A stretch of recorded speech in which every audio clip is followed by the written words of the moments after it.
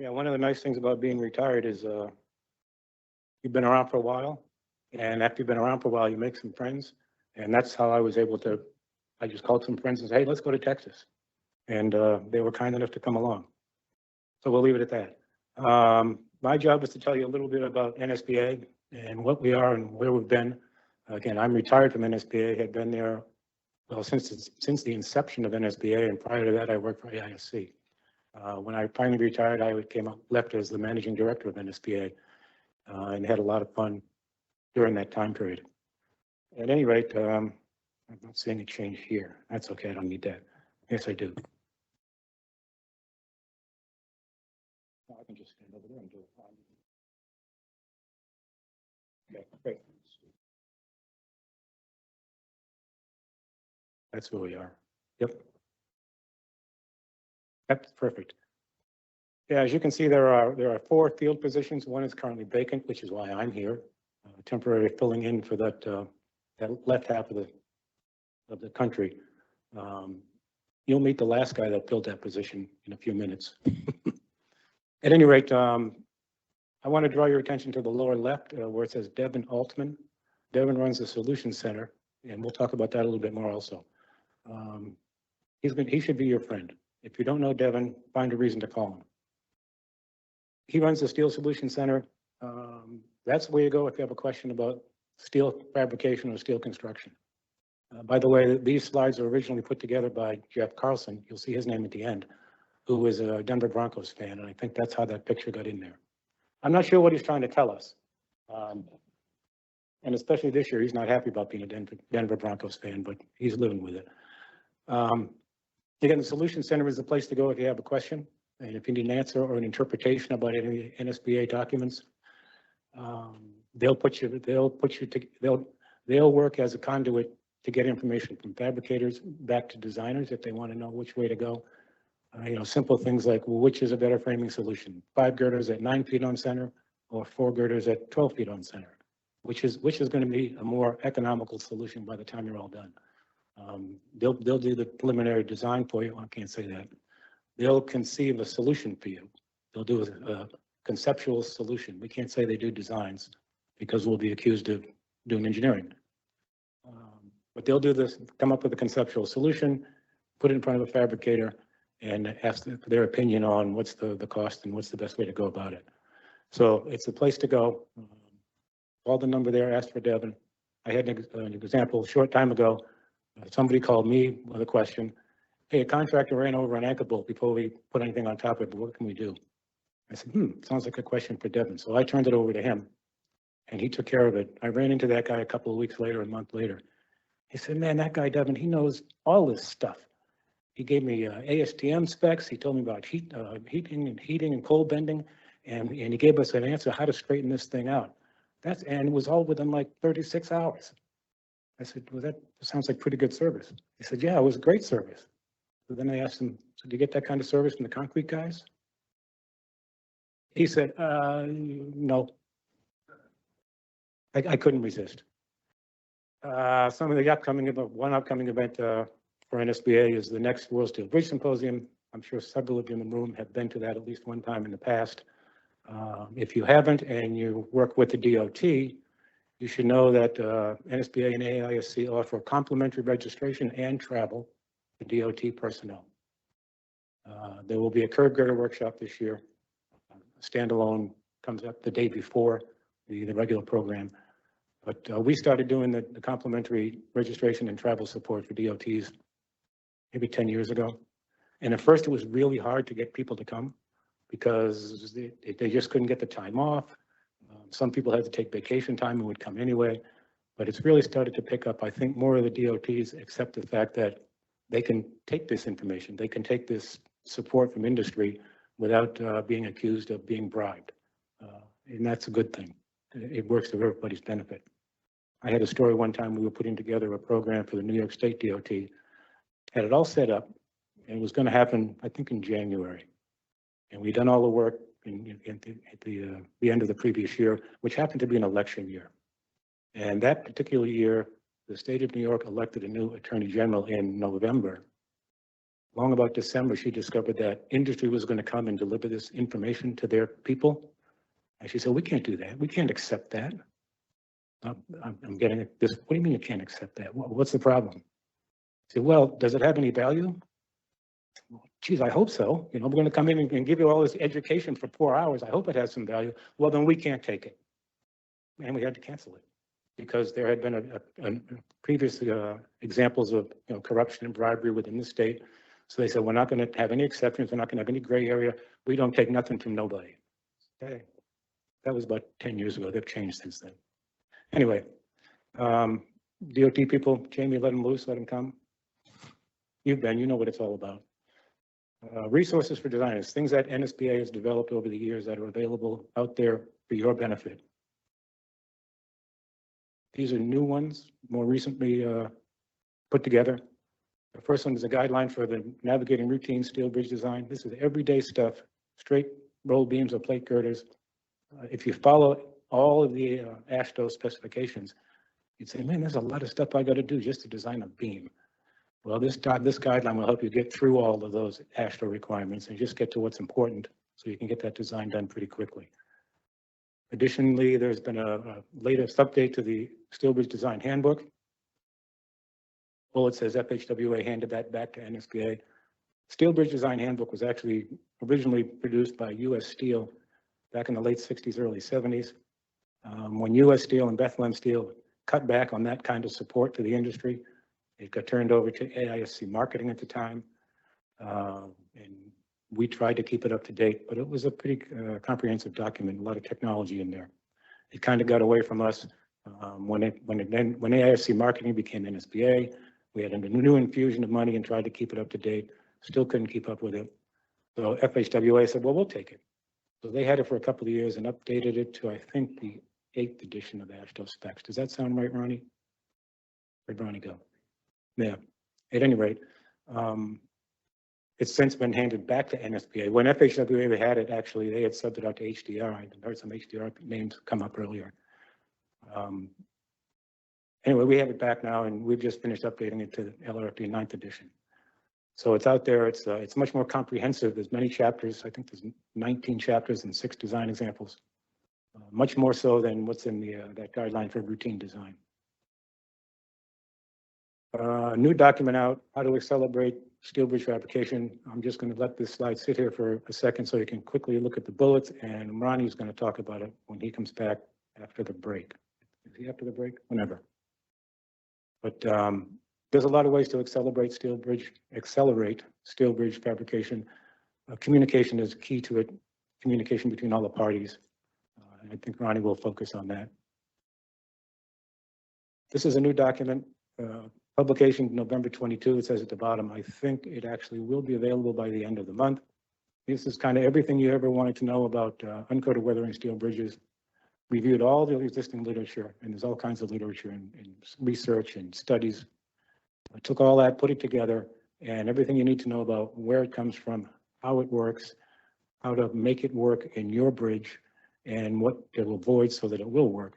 It's all in this document. This was produced by M&M. I heard some M&M names go by also. Well, everybody's here. This was almost on the agenda for this meeting until I was advised that, oh, we had a whole lot of uncoated weathering steel stuff last year, so we probably don't need it again this year. But maybe by next year, it'll be appropriate, and this document will be out there, and you'll have had some time to mess with it. I'm not using too much time. Steel bridge collaboration, second bullet, over 20 years. This was the inevitable outcome of the success of the Steel Quality Council. Having seen what the Steel Quality Council was doing here in Texas, the light bulbs came on and said, why can't we do that nationally? And that was the inception of the NSBA Steel Bridge Collaboration. And you'll see it starts with ASHTO NSBA because it is a true partnership with ASHTO. Everything that comes out of the collaboration, which we create documents, guidelines, specifications, standards, everything that comes out of there has been put together by work groups comprised of fabricators, designers, state DOT people. It goes through a rigorous process of vetting it out and make sure that there's nothing in there that's too offensive to any one state, and most of what's in there, most states can accept. When the collaboration's finished with it, it goes to ASHTO The AASHTO Committee on Bridges and Structures, COBS. They keep changing it. And it gets approved by all 50 state DOTs. We publish, NSBA publishes a document or makes it available on their website free for download. You can also go to the AASHTO bookstore and get it from AASHTO for free. For them, it takes about 8 clicks. From our website, it takes about 2 clicks. So where are you going to go? And they're all free. On more than one occasion, I'd be behind a desk at a conference at an exhibit hall, and people would come up and talk about the collaboration. A couple of times, people from offshore, from other countries would say, "We're so happy you guys do that. We don't have anything like that in our country. We don't have anybody developing guidelines and specifications. We just use yours," which we took that as a real pat on the back. Many states take what comes out of the collaboration, you just incorporate it in their specs by reference. Some states choose to cut and paste out of the collaboration document into their standard specs. So it's a success story. Some of the recent product from the collaboration, these couple of recently approved by AASHTO. S8.3 is a spec for galvanizing.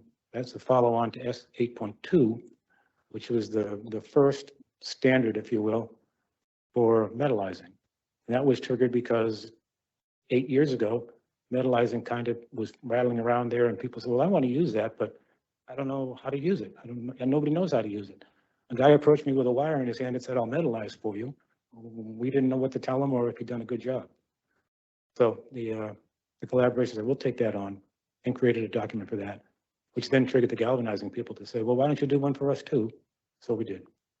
But the point is that it was in response to a need. There was nothing out there, and it was in response to a need. The second, no, not bullet, the second paragraph, the note about plate availability, G12, the constructability document, has a couple of tables in there, length and width tables, maximum length and width from the mills.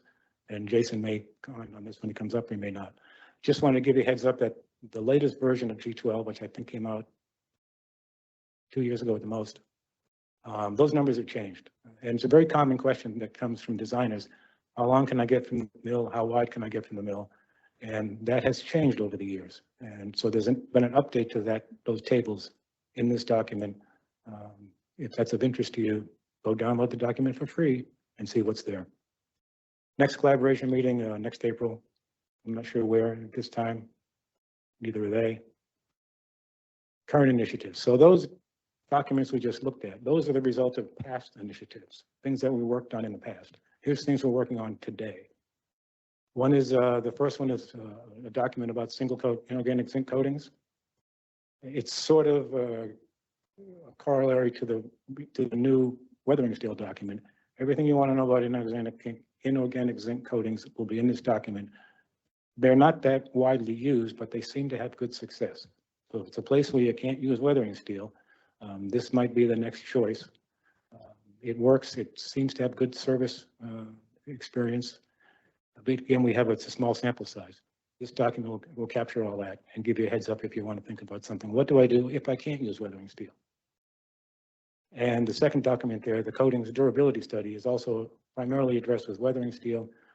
It's going to attempt to identify specifically and categorically service conditions by area.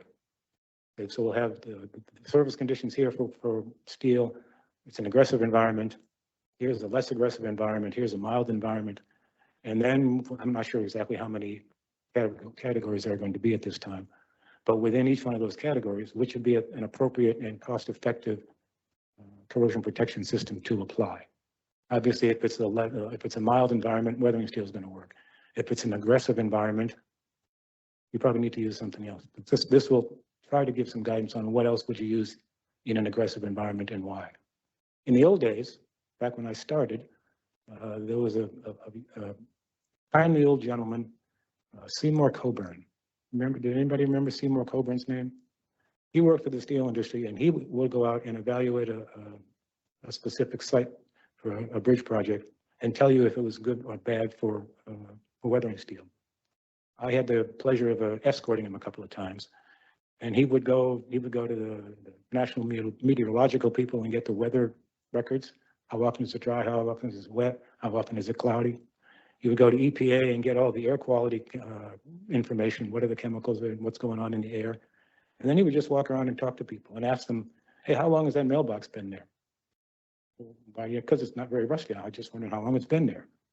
He'd go up and he'd rub his finger across the bottom, the top surface of a bottom plane and go, oh, okay, now I know it's there. It was the most entertaining thing to watch. And sometimes he said, no, shouldn't use it here. Other times he'd say, this is going to be good. This is going to be a much more scientific approach than what Seymour Coburn would do. This one should look familiar to the TxDOT folks and the Texas designers in the field. Currently developing a guide for lean-on bracing, which was originated here, I guess.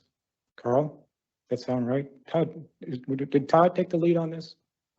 Lean-on bracing? Okay, so it goes even further back.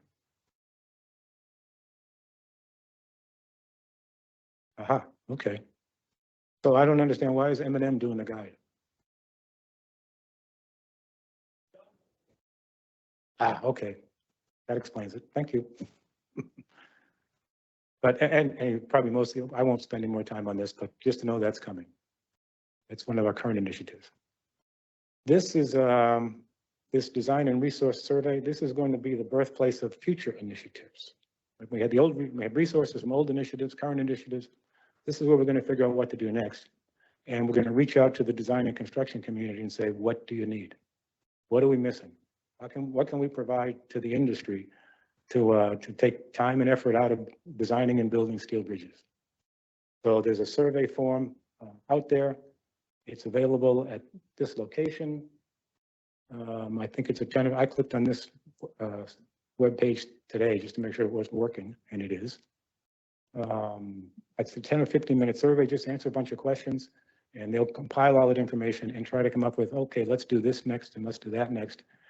And if you complete the survey, your name gets thrown in a hat for drawings for a free copy of the new steel manual, which will be coming up next year sometime. So take the survey, let them know what you want. And if you like to do concrete bridges, take the survey anyway. You know, we need to get all the information from as many people as we can. History, price history. Now, everybody wants to know what are things going to cost. And the funny part is they want to know what they're going to cost in a year from now when we actually finish the design and put it out to bid. Well, nobody knows what it's going to cost a year from now. We know what it's going to cost today. We can use what it used to cost as maybe some kind of guide. Here's a look at the last couple of years. This is a graph developed from Producer Price Index for highway and street construction as produced by the Bureau of Labor and Statistics. It's not our numbers, it's the government numbers. And this is what they have. And you can see the blue line there is for steel, and no surprise, beginning of the early part of last year, the price jacked up just like it went up on everything else. We see over the last 6 months or so, the price for steel has stabilized as that blue line is kind of leveled off. Will it ever go back to where it used to be? I'm guessing, my opinion is no. I think there's been some fundamental changes in the whole supply side for a fabricated plate. Never going to go back. It might come down a little bit. You know, if all of our economy goes to hell in a handbasket the next 6 months, the price of everything going to come down because nobody can afford to buy anything. Anyway, that's the good news. We know where it's been. We've seen these kind of things happen before, and they always come back down. I wouldn't bet too much that it's going to come back down in any kind of near future. So I'm just waiting for somebody to ask me, what's that green line? You can see the keys at the bottom, so I'm not even going to say it. And lastly, giving back, bridges to prosperity. I know at least one person in the room is familiar with this program. This is an effort that it's B2P, Bridges to Prosperity, is an organization that does the same kind of stuff that like Doctors Without Borders does. Only in this case, B2P assembles teams, sends them to underdeveloped countries and builds bridges for them using the expertise of the team that they sent and the labor of the local people there. Many of these bridges go over seasonal rivers, that are dry during the dry season and just raging in the wet season. So in the wet season, people can't get from where they live to maybe where the grocery store is or where the doctor is. Putting these bridges up now lets them make that trip year round. This happens to be a picture, I think, of the first team. Michelle, is this the one you're on? This, I think this is a Panama picture. Okay. I wasn't sure, and I checked with Jeff yesterday, and he said, I'm not sure. Anyway, NSBA took the lead for the first time and brought teams to the Bridges to Prosperity group that were composed of assorted people. In most places, in most cases, prior to that, a company would send a team of their own employees, both as a altruistic effort and also to create some bonding and team building within the group they sent. NSBA decided to do a little bit differently. We put together teams of DOTs, designers, fabricators, industry people. Did I miss anything? I don't think I missed anything. The first team in Panama had people from 4 different DOTs, 3 different designers, 2 different fabricators, and somebody from NSBA. And it was a great experience for all of them. And we're going to do another one next year. This will be the 5th build, and we're looking for people to help out. So if you need, Jason, did you do one of these? You went on one. You just signed up for Rwanda? Oh, of course. Yep. Yep. They're all suspension bridges, but they're kind of a prefabricated kit of parts that maybe you want to just give briefly people your experience as part of your presentation coming up next.